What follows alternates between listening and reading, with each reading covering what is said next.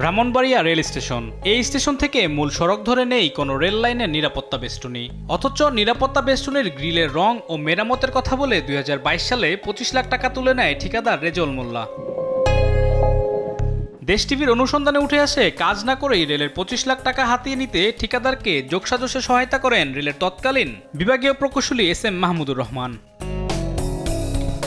আরও চাঞ্চল্য তৈরি হয় নথিপত্র অনুসন্ধানে। 2023 সালে নাকি মূল প্রকল্পই বাতিল হয়ে যায়। তাহলে কাজ না করে কিভাবে কার্যসাজশে রেলের 25 লাখ টাকা হাতিয়ে নিল ঠিকাদার? অনুসন্ধানে উঠে আসে ঠিকাদার রেজাউল মোল্লার ঘনিষ্ঠ রেলের উপপরিচালক SM মাহমুদুর রহমান। অর্থ হাতিয়ে নেওয়ার বিষয়ে ঠিকাদার রেজাউল মোল্লার কাছে জানতে চাইলে তিনি হুমকি দেন। আপনার সাথে আর কোনো জবানবন্দি নেই ভাই, আপনার সাথে কথা হবে কাগজ কলমে। ভাই আপনি আর কোনো কথা বলবো না, অন ক্যামেরা আপনার সাথে কথা হবে না। এসব দুর্নীতির কারিগর বাংলাদেশ রেলওয়ের মুকুটবিহীন সম্রাট উপপরিচালক SM মাহমুদুর রহমান। বর্তমানে দায়িত্ব পালন করছেন দোহাজারী কক্সবাজার রেল প্রকল্পে। তবে তার অনিয়ম দুর্নীতির কালো হাত যেন দেশ জুড়ে। এ বিষয়ে অনুসন্ধান শুরু করলে বেরিয়ে আসে থলের বিড়াল। শুধু একটি প্রকল্পই নয়, মাহমুদুর রহমান বিভাগীয় প্রকৌশলী 3 থাকা অবস্থায় এক অর্থ বছরে 17টি কাজ পায় ঠিকাদার রেজাউল মোল্লার স্বত্বাধিকারী প্রতিষ্ঠান। এদিকে মাহমুদুর রহমানকে টাকা দিলেও কাজ না পাওয়ার অভিযোগ করেন বেশ কয়েকজন ঠিকাদার। উনি 20 লাখ টাকা কাজ দিবে বলে 2.5 লক্ষ টাকা করে আমাদের সাথে কন্ট্যাক্ট হয়, 2.5 লাখ। আর বিলের পরে ওটা আলাদা বিষয়। মেডিকেলে কাজ দিবে বলে অগ্রিম কাজ করে আমার থেকে টাকা নিয়েছে। এখন পর্যন্ত আজকে 2 বছর হচ্ছে, আমাকে কাজটা এখনো টেন্ডার করে দেয় না। এই কাজটা পরবর্তীতে শুনেছি উনি আরেকজনের কাছে থেকে টাকা নিয়ে ওই কাজটা বিক্রি করে দিয়েছে। টাকা কাজ দিবে বলেই টাকা নেন, আগ থেকেই নেন। এবং এটা 10% হিসাবে আমাকে 20 লক্ষ টাকার একটা কাজ দিবে বলছে, এই জন্য আমার কাছ থেকে 1 লক্ষ টাকা নিয়েছে। আর পরবর্তীতে কাজ দিলে 1 লক্ষ টাকা নেবে বলছিল।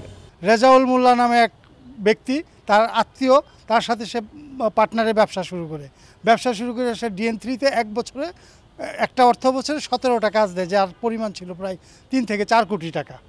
আর ব্রাহ্মণবাড়িয়ার DN2 হিসাবে আইসা সে 8 মাসের মধ্যে ব্রাহ্মণবাড়িয়া স্টেশনের ফেন্সিংয়ের একটা কাজ দেয় রেজাউল মোল্লা নামে। এই কাজটা আদৌ এগ্রিমেন্ট করে সে কাজ না করে 25 লক্ষ টাকা উইথড্র করে নেয়। এখানেই শেষ নয়, অর্থের বিনিময়ে মাহমুদুর রহমান চাকরির বইতে ঘষা মাজা ও ওভাররাইটিং করে 2 বার অবসরে পাঠান মনিরুল ইসলাম নামের এক কর্মকর্তাকে। জানিয়ে DN2 ঢাকাকে প্রধান করে তদন্ত কমিটি করে রেলওয়ে। এখানেও ঘটে নজিরবিহীন ঘটনা। নিজের অপরাধের তদন্ত নিজে করতে DN2 পদেই বদলি হয়ে যান মাহমুদ। পরে সেই তদন্ত আজও দেখেনি আলোর মুখ। ক্ষমতা অপব্যবহার করে বছরের পর বছর এমন বদলি বাণিজ্য, নিয়োগ বাণিজ্য অবাধে চালিয়েছেন তিনি। জানিয়ে মুখ খুলেছেন বেশ কয়েকজন ভুক্তভোগী।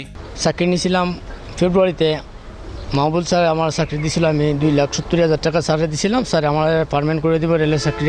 আমি মাহমুদুল স্যার আছে 2.5 লাখ টাকা ওনার বাংলাতে গিয়া দিয়েছি। উনি আমার বলছে যে উনি খালাসিতে আমারে চাকরি দিবে। আমার জায়গাতে যে লোকটা নিয়েছে উনি কাছে 2-3 লাখ টাকা নিয়ে মানে চাকরি দিয়েছে। আমার এই একবারে রাস্তার পথে বিকারি হয়ে গেছে। আমার চেহারাটা দেখছেন কী অবস্থায় আমি আছি। আমার এখন বাচ্চা চেনে, আমি বড় অসহায় মাঝে পড়ে গেছি।